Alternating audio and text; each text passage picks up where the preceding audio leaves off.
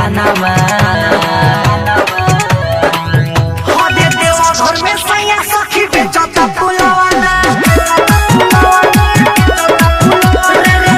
घर में सैया सखी बेचता पुलवाना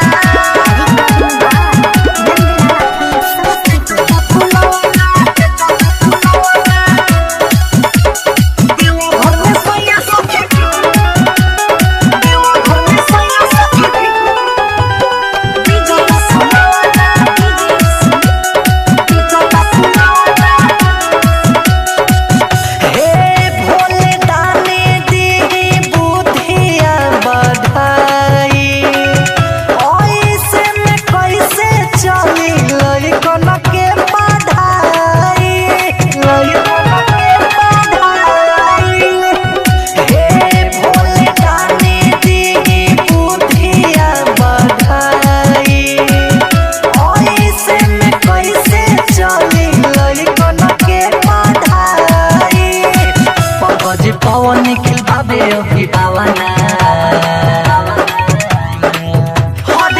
घर में सैया सखी बेचता पुलवाना घर में सैया सखी बेचता पुलवाना